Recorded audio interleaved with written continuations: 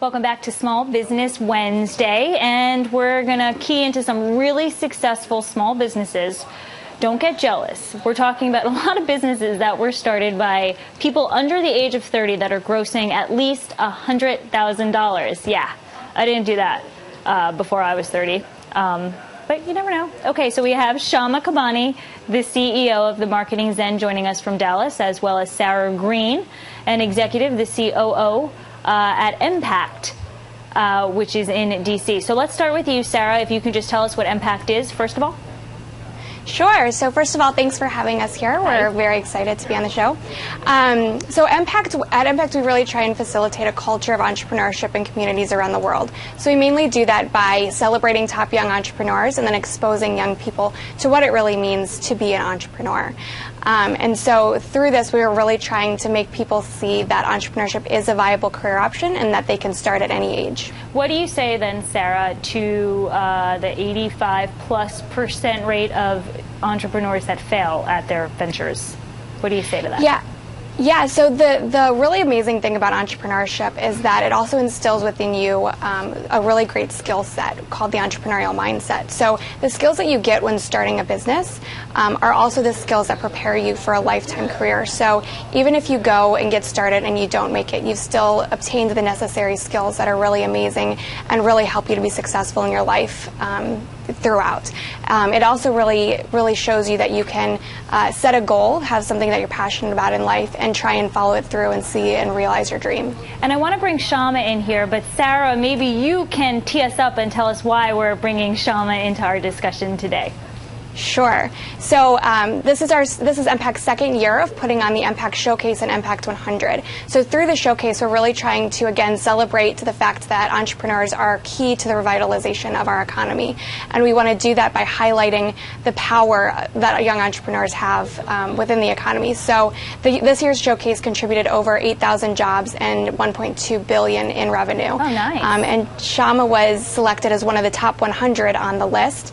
And Shama is an amazing entrepreneur, really taking over the online marketing world, and is just a great example of an amazing entrepreneur who also really is doing great work in giving back her time and inspiring the next generation of entrepreneurs. Shama Hyder, congratulations. Thank you for coming. You are the founder and the CEO of the Marketing Zen Group, a major digital PR company, correct? Can you tell us about your company? That's right. So the Marketing Zen Group is a full-service web marketing and digital PR firm. I started when I was 23 years old. Oh, where'd you go to college? University of Texas at Austin. I am a Longhorn. Okay, and wait, so what year did you graduate then? I actually did my bachelor's and my master's, so okay. I graduated with my master's in 2008. So you're entering the job market at the worst possible time, the height of the recession. Did you always want to be an entrepreneur, or were you kind of like, I can't get a job, I got to think of something? You know, I was very entrepreneurial as a child. I always had these projects and businesses and things I was starting, but somewhere along the way when I got into college and got out, I really thought I would get a job, and specifically in the social media marketing world, which I thought was just going to blow up. I'd actually done my thesis on Twitter when it had a few thousand users, and so I was very excited, and I got out there and I approached all these companies and just asked, hey, I would love to do social media for you and your clients. I think this is going to be the next big wave. And they looked at me like I was crazy. Yeah, I was going to say, back in 2008. Yeah. Okay, so you convinced them. Well, I couldn't convince them. That was the problem. So I got out and they said, Facebook's the stuff my kid uses. What are you talking about? And so I had 18 such rejections. And at that point, I decided, you know what? I really believe in this. I see a future for it. So I started my own company. Okay, so you did what the previous guest, Matt Burnson, our shoe designer and successful entrepreneur, said, don't listen to other people's advice. And that's something we don't always hear people say.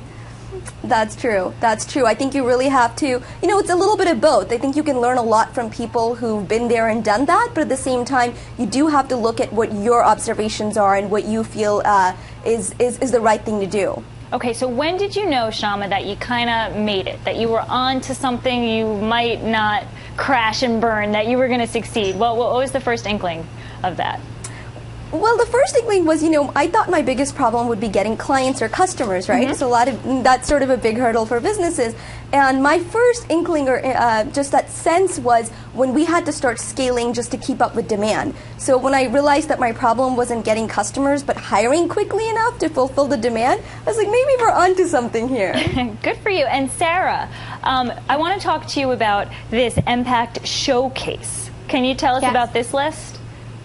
Sure. So the showcase is the compilation of top young entrepreneurs in the U.S. So all in all, there's 356 companies, which also represent about 510 entrepreneurs. Oh, I'm sorry. You know what, Sarah? I actually meant the Academy. That's the Academy, yes. Yeah. Sorry, that was my fault. Yes. Tell us about that one. So the Empact 100 Academy is a collection of the judges who helped select the top 100 These list. are big names.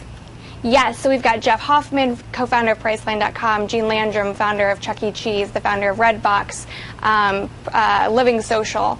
So these are incredible entrepreneurs who obviously know what they're doing, but they're also entrepreneurs who really want to help burgeoning entrepreneurs become better at what they're doing. Right, when you need a mentor who's been through those tough times. And Sarah, maybe you would be best to talk through this. Some of these companies, I'm thinking of Priceline, I'm thinking of Living Social, the daily deals market, for instance. Everybody knows that. Everybody's email inboxes are cluttered. So they're having their own challenges, which is something, Shama, you might even be noticing right now. You have this great idea. You get it out there. At first it booms, but then it's kind of like a market saturation. And then you have to say, where do you go from here? So these are some of the challenges I'd imagine lots of entrepreneurs that you guys talk to are having, right? Right. Yeah, and it's also, it keeps you on your toes, which I think is great. I mean, that's one of the great things about being in the U.S. is the competition, and always being able to innovate and do something new. But then also always being able to start something new. A lot of the entrepreneurs in the showcase, this is not their first business. This might be their third or fourth. So the very interesting thing is that many businesses fail, and that only through those failures can you eventually learn to have success. And I think you learn a lot along the way as well. Okay. And then, Shama, how have you gotten money to see you through this?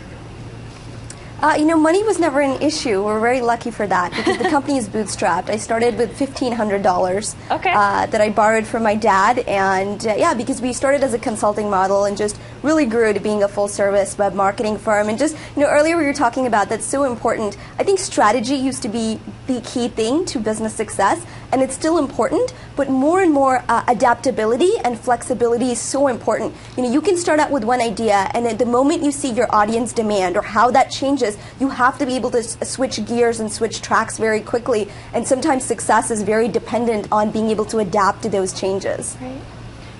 Shama Kabani, thank you so much, the CEO and founder of the Marketing Zen Group, and Sarah Green, the COO of Empact. Thanks for showing us Shama's success story and these top 100 success stories out there.